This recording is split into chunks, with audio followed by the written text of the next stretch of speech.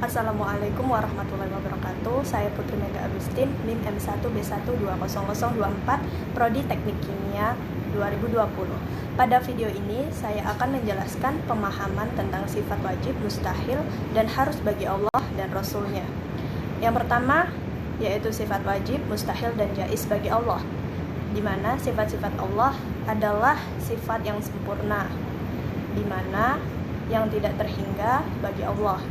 Sifat-sifat Allah wajib bagi setiap muslim untuk dipercayai, bahwa terdapat beberapa sifat kesempurnaan yang tidak terhingga bagi Allah.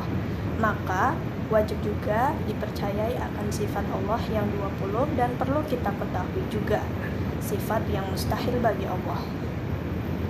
Sifat yang mustahil bagi Allah merupakan lawan kepada sifat wajib, di mana sifat wajib bagi Allah terbagi menjadi 4 bagian, yaitu nafsiyah, di mana sifat nafsiyah yaitu sifat yang berhubungan dengan zat Allah. Nah, sifat nafsiyah ini hanya ada satu, yaitu wujud, di mana artinya ada. Selanjutnya, sifat yang kedua yaitu salbiyah. Nah, sifat salbiyah ini artinya sifat yang meniadakan adanya sifat sebaliknya, yakni sifat-sifat yang tidak sesuai, tidak layak dengan kesempurnaan zatnya. Sifat salbiyah ini terbagi 5, yaitu yang pertama ada qidam, artinya dahulu. Yang kedua ada baqa, yang artinya kekal. Yang ketiga mukhalafatul lil hawadith, yang artinya berbeda dengan yang baru. Yang keempat qiyamuhu binafsihi, yang artinya berdiri sendiri. Yang kelima wadaniyah, yang artinya keesaan. Yang ketiga yaitu ma'ani. Sifat ma'ani yaitu sifat-sifat abstrak yang wajib ada pada Allah, yaitu sifat ma'ani ada 7. Yang pertama ada qudrah, yang artinya berkuasa. Yang kedua ada iradat, yang artinya berkehendak. Yang ketiga ada ilmu, mengetahui, dan hayat artinya hidup. Yang kelima sama, artinya mendengar. Yang keenam basar, artinya melihat. Dan yang terakhir yaitu kalam, berbicara. Yang keempat yaitu ma'nawiyah. Sifat ma'nawiyah adalah kelaziman dari sifat ma'aniyah. Jumlah sifat ma'nawiyah sama dengan jumlah sifat ma'ani, yaitu yang pertama qadiran, maha berkuasa. Yang kedua muridon, maha berkehendak. Yang ketiga aliman, maha mengetahui. Yang keempat hayan, maha hidup. Yang kelima sami'an, yaitu maha mendengar. Yang keenam basiron, yaitu maha melihat. Yang ketujuh mutakaliman, yaitu maha berbicara. Sifat-sifat wajib Allah adalah sifat yang pasti pada Allah. Nah, berikut ini adalah sifat-sifat Allah yang wajib ada sama Allah. Yang pertama yaitu wujud, di mana wujud artinya adanya Allah itu bukan karena ada yang mengadakan atau menciptakan, tetapi Allah itu ada dengan zatnya sendiri. Firman Allah mengatakan, Allah lah menciptakan langit dan bumi dan apa yang ada di antara kedua dalam waktu 6 hari. Al-Quran surah As-Sajdah surah ke-32 ayat ke-4. Yang kedua qidam, yang artinya terdahulu. Sifat Allah ini menandakan bahwa Allah Subhanahu wa taala sebagai pencipta lebih dahulu ada daripada semesta alam, dan isinya yang isinya ialah yang menciptakan. Firman Allah mengatakan, dialah yang awal dan yang akhir, yang zahir dan yang batin. Quran surah Al-Hadid surah ke-57 ayat 3. Yang ketiga baqa, artinya kekal. Allah akan kekal dan abadi selamanya. Kekalnya Allah Subhanahu wa taala tidak berkesudahan, di mana dalil nakli sifat baqa yaitu tiap sesuatu akan binasa atau lenyap kecuali zatnya. Al-Quran surah Qasas surah ke-28 ayat ke-88. Yang keempat, mutakhalaful lil hawadisi, berbeda dengan ciptaannya atau makhluknya. Sifat ini menunjukkan bahwa Allah Subhanahu wa taala berbeda dengan hasil ciptaannya. Dalil nakli berbunyi, tidak ada sesuatu apapun yang serupa dengan Dia, dan Dialah yang Maha mendengar lagi Maha melihat. Al-Quran Surah Asy-Syura, Surah ke-42 ayat 11. Yang kelima yaitu qiyamuhu binafsihi, Allah, yang artinya Allah berdiri sendiri, di mana bahwa Allah Subhanahu wa taala itu berdiri dengan zat sendiri tanpa membutuhkan bantuan yang lain. Dalil nakli berbunyi, sesungguhnya Allah benar-benar Maha Kaya, tidak memerlukan sesuatu dari alam semesta. Quran Surah Al-Ankabut, Surah ke-29 ayat ke-6. Yang ke-6 yaitu ada wadaniyah, yang artinya tunggal atau esa, di mana bahwa Allah Subhanahu wa taala adalah Tuhan yang Maha Esa, baik itu esa zatnya, sifatnya maupun perbuatannya. Dalil nakli berbunyi, seandainya langit dan bumi dan ada Tuhan-Tuhan selain Allah, niscaya langit dan bumi akan rusak. Quran Surah Al-Anbiya, Surah ke-21 ayat ke-22. Yang ketujuh yaitu Qadrat, yang artinya berkuasa, di mana kekuasaan Allah Subhanahu wa taala atas segala sesuatu itu mutlak, tidak ada batasnya dan tidak ada yang membatasi, baik terhadap zatnya sendiri maupun terhadap makhluknya. Berbeda dengan kekuasaan manusia yang ada batasnya dan ada yang membatasi. Dalil nakli berbunyi, sesungguhnya Allah berkuasa atas segala sesuatu. Quran Surah Al-Baqarah, Surah kedua ayat ke-20. Yang ke-8 yaitu iradah, artinya berkehendak. Allah Subhanahu wa taala menciptakan alam beserta isinya atas kehendaknya sendiri, tanpa ada paksaan dari pihak lain ataupun campur tangan dari siapapun. Apapun yang Allah Subhanahu wa taala kehendaki pasti terjadi. Dalil nakli berbunyi, sesungguhnya Tuhanmu Maha Pelaksana terhadap apa yang Dia hendaki. Quran Surah Hud, Surah ke-50 ayat ke-107. Yang ke-9 yaitu ilmu, artinya mengetahui, di mana Allah Subhanahu wa taala memiliki pengetahuan atau kepandaian yang sangat sempurna. Artinya ilmu Allah Subhanahu wa taala itu tidak terbatas dan tidak pula dibatasi. Dalil nakli berbunyi, dan Dia Maha mengetahui segala sesuatu. Quran Al-Hadid ayat Surah ke-57 ayat 3, atau Quran Surah Al-Baqarah ayat Surah kedua ayat ke-29. Yang ketiga hayat, artinya hidup. Allah tidak ada yang menghidupkan melainkan hidup dengan zatnya sendiri, karena Allah Maha sempurna. Dalil nakli sifat hayat, ia berbunyi, dan bertakwalah kepada Allah yang hidup yang tidak mati. Al-Quran Surah Al-Furqan, Surah ke-25 ayat ke-58. Yang ke-11 yaitu sama, artinya mendengar. Allah Subhanahu wa taala Maha mendengar setiap suara yang ada di alam semesta ini. Tidak ada suara yang terlepas dari pendengaran Allah Subhanahu wa taala, maupun suara itu lemah dan sangat pelan. Dalil nakli berbunyi, dan Allah lah yang Maha mendengar lagi Maha mengetahui. Quran Surah Al-Maidah ayat ke-76. Yang ke-12 yaitu basar, artinya melihat. Allah Subhanahu wa taala melihat segala sesuatu yang ada di alam semesta ini.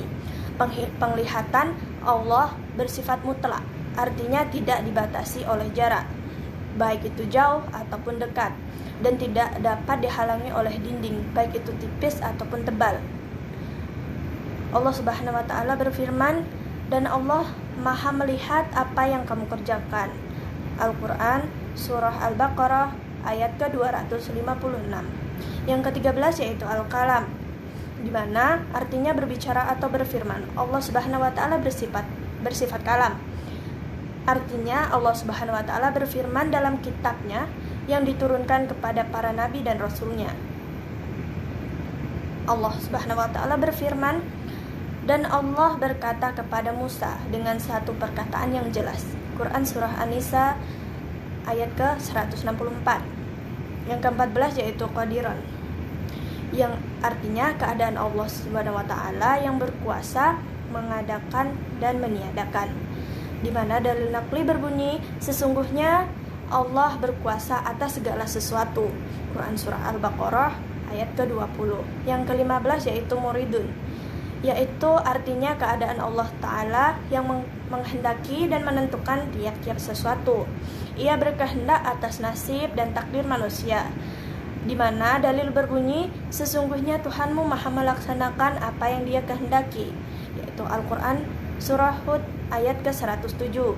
Yang ke-16 alimun, yaitu keadaan Allah Ta'ala yang mengetahui akan tiap-tiap sesuatu, mengetahui segala hal yang telah terjadi maupun belum terjadi.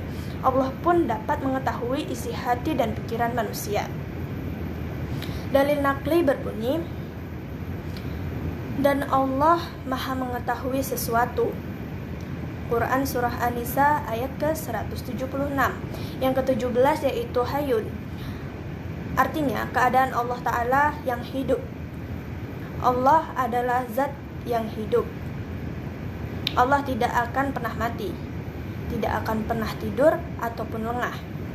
Dalil berbunyi, dan bertakwalah kepada Allah yang hidup kekal dan tidak mati.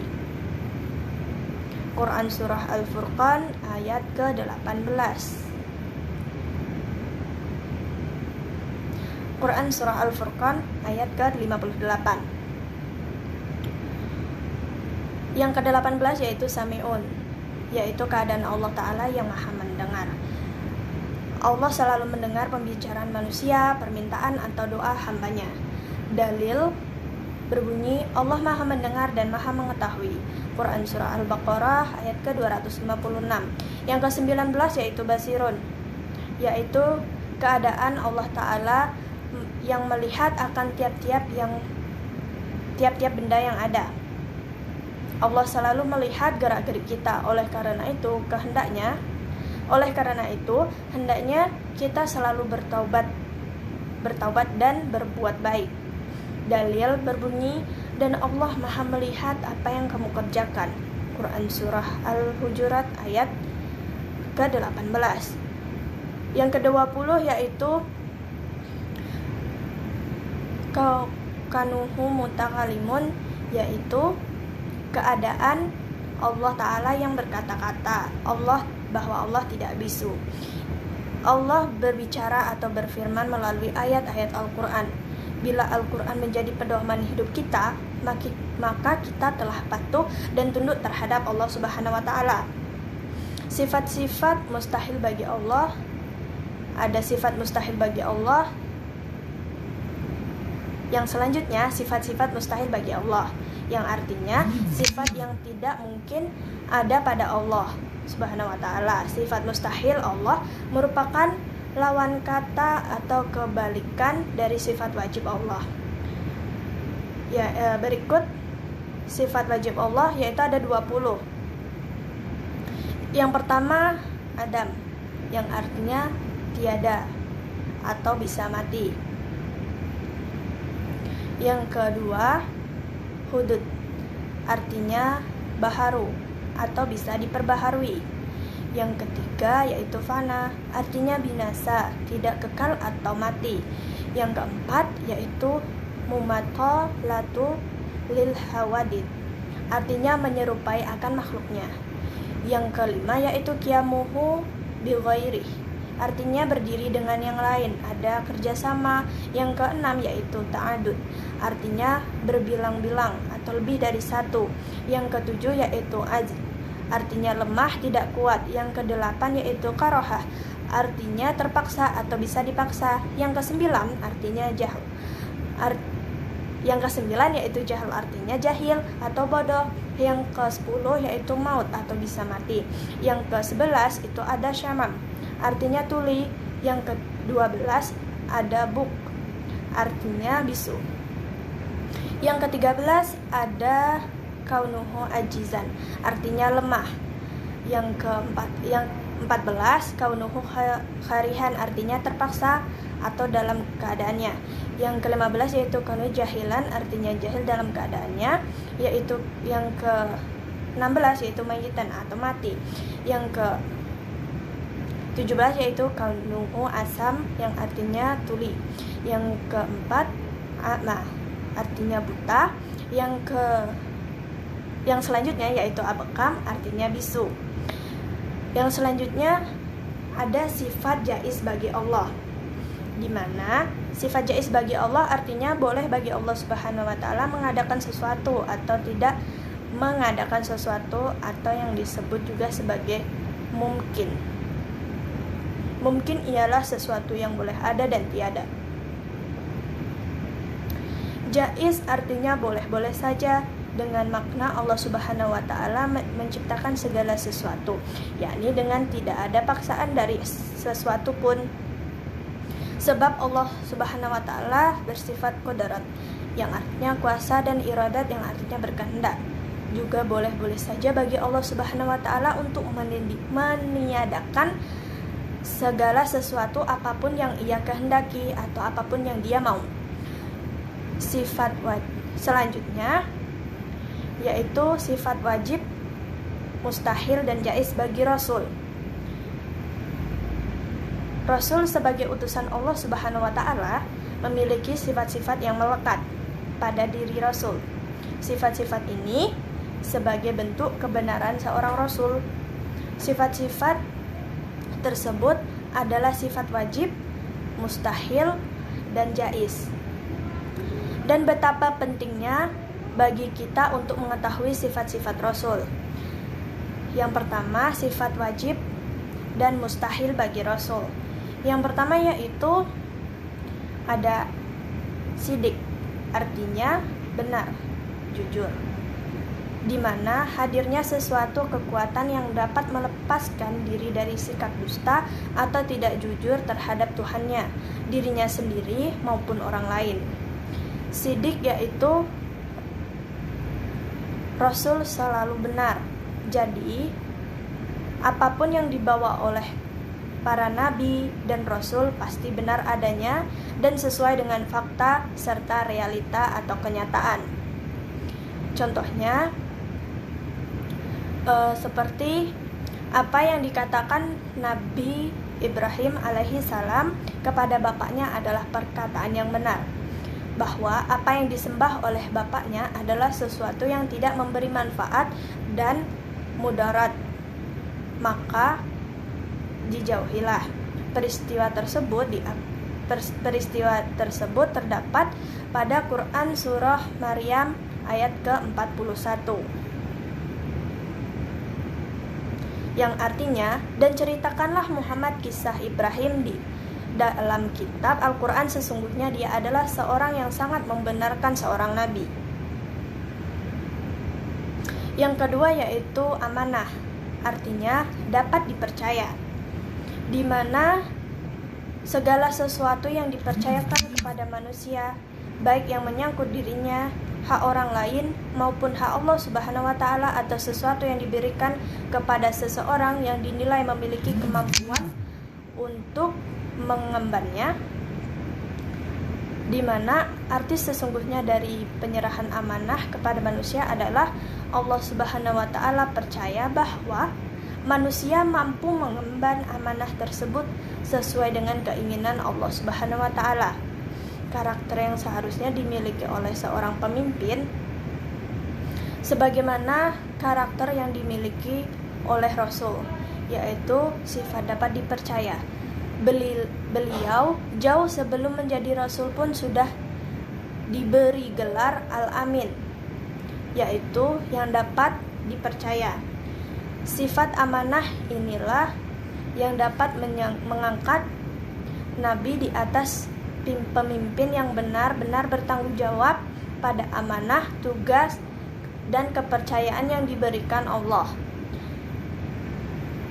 Maksud amanah dalam hal tersebut adalah Apapun yang dipercayakan kepada Rasulullah Shallallahu Alaihi Wasallam meliputi segala aspek, baik itu aspek kehidupan, baik itu politik, ekonomi maupun agama.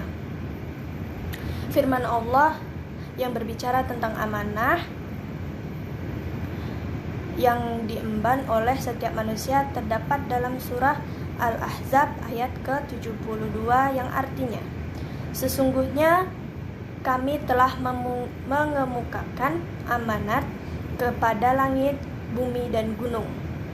Maka semuanya enggan untuk memikul amanah itu, dan mereka khawatir akan mengkhianatinya, dan dipikullah amanat itu oleh manusia.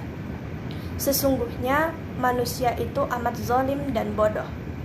Yang ketiga, at-tabligh, di mana artinya menyampaikan wahyu.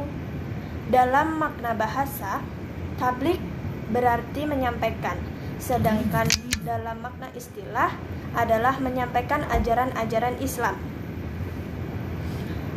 Ajaran-ajaran Islam yang diterima dari Allah Subhanahu wa Ta'ala kepada umat manusia untuk dijadikan pedoman dan dilaksanakan agar memperoleh kebahagiaan baik dunia maupun akhirat. Dalam sebuah riwayat diceritakan bahwa Ali bin Abi Thalib ditanya tentang wahyu yang tidak terdapat dalam Al-Quran. Ali pun menegaskan bahwa demi zat yang membelah biji dan melepas napas, tiada yang disembunyikan kecuali pemahaman seseorang terhadap Al-Quran.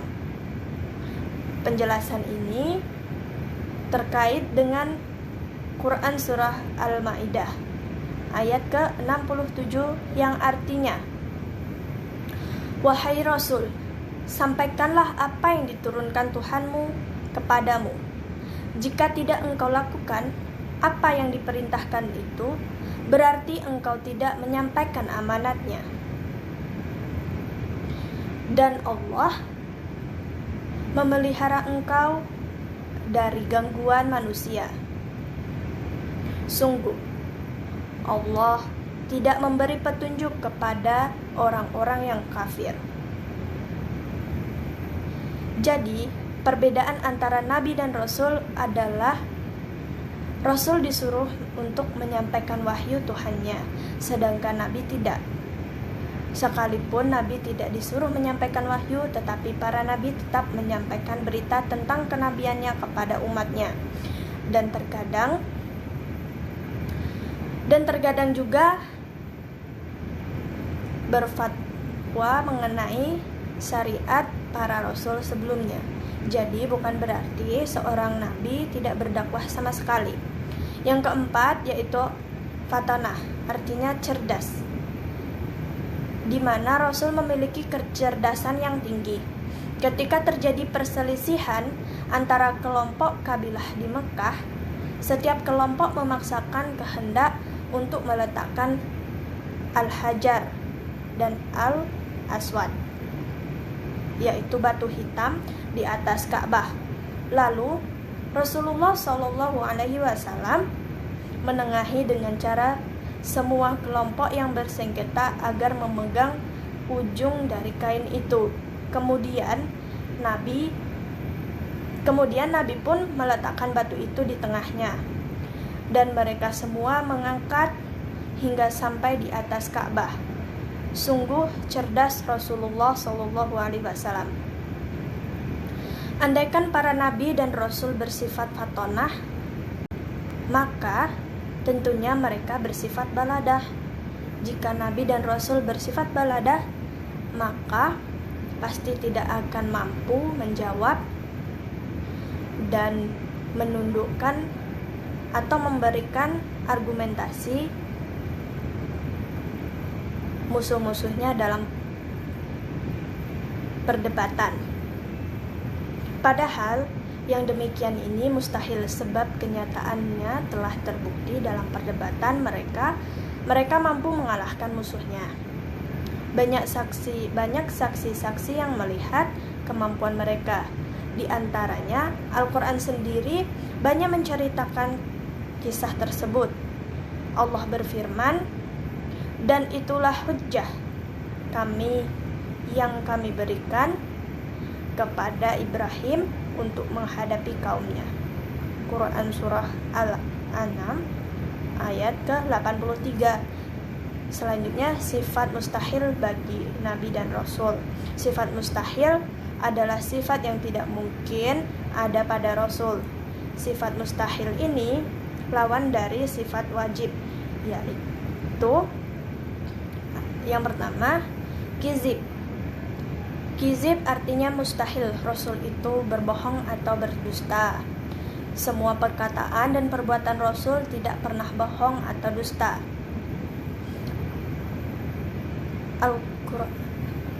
Allah Subhanahu wa ta'ala berfirman, yang artinya, kawanmu Muhammad tidak sesat dan tidak pula keliru, dan tidaklah yang diucapkan itu Al-Quran menurut keinginannya. Tidak lain Al-Quran adalah wahyu yang diwahyukan kepadanya. Quran Surah An-Najm ayat ke-2-4. Yang kedua, khianah. Artinya mustahil Rasul itu berkhianat. Semua yang diamanatkan kepada Rasul pasti dilaksanakan. Di mana Allah Subhanahu wa ta'ala berfirman, ikutilah apapun yang diwahyukan kepadamu Muhammad, tidak ada Tuhan selain Dia, dan berpalinglah dari orang-orang musyrik. Quran Surah Al-An'am ayat ke-106. Yang ketiga, al-khitman. Artinya mustahil Rasul menyembunyikan kebenaran. Setiap firman yang ia terima dari Allah Subhanahu wa ta'ala pasti ia sampaikan kepada umatnya. Di mana, katakanlah Muhammad, aku tidak mengatakan kepadamu bahwa perbendaharaan Allah ada padaku, dan aku tidak mengetahui yang gaib, dan aku tidak pula mengatakan kepadamu bahwa aku malaikat. Aku hanya mengikuti apa yang diwahyukan kepadaku. Katakanlah, apakah sama orang yang buta dengan orang yang melihat? Apakah kamu tidak memikirkannya? Quran Surah Al-An'am ayat ke-50. Yang keempat yaitu baladah. Artinya mustahil Rasul itu bodoh, meskipun Rasulullah SAW tidak bisa membaca dan menulis, tetapi ia pandai. Allah Subhanahu wa ta'ala berfirman, jadilah pemaaf dan suruhlah orang mengerjakan yang makruh, serta janganlah pedulikan orang-orang yang bodoh. Quran Surah Al-A'raf ayat ke-199. Yang selanjutnya yaitu sifat jaiz bagi Nabi dan Rasul. Sifat jaiz bagi Rasul adalah sifat kemanusiaan, yaitu al-ardul basyariyah. Artinya Rasul memiliki sifat-sifat sebagaimana manusia biasa, seperti rasa lapar, haus, sakit, tidur, sedih, senang, berkeluarga, dan lain sebagainya. Bahkan seorang Rasul tetap meninggal sebagaimana makhluk lainnya. Di samping Rasul memiliki sifat wajib dan juga lawannya, Rasul juga memiliki sifat lawannya, yaitu sifat mustahil. Rasul juga memiliki sifat jaiz. Tentunya sifat jaiznya Rasul dengan sifat jaiznya Allah sangat berbeda, di mana Allah Subhanahu wa ta'ala berfirman, artinya orang ini tidak lain hanyalah manusia seperti kamu. Dia makan seperti apa yang kamu makan, dia minum seperti apa yang kamu minum. Quran Surah Al-Mu'minun surah ke-30 ayat ke-33. Rasul juga memiliki sifat yang tidak terdapat pada selain Rasul, yaitu seperti berikut. Yang pertama, ismatu Rasul adalah yang artinya orang yang maksum, terlindungi dari dosa dan salah dalam kemampuan pemahaman agama, ketaatan, dan menyampaikan wahyu Allah Subhanahu wa Ta'ala, sehingga selalu siaga dalam menghadapi tantangan dan tugas apapun. Yang kedua, iltizamu rasul, yaitu orang-orang yang selalu berkomitmen dengan apapun yang mereka ajarkan. Mereka bekerja dan berdakwah sesuai dengan arahan dan perintah Allah Subhanahu wa Ta'ala. Meskipun untuk menjalankan perintah tersebut itu harus berhadapan dengan tantangan yang sangat berat, baik dalam diri pribadinya maupun dari para musuhnya. Rasul tidak pernah sejengkal pun menghindar atau mundur dari perintah Allah. Baik, terima kasih. Itulah penjelasan mengenai sifat wajib, mustahil, dan jaiz bagi Allah serta Rasul.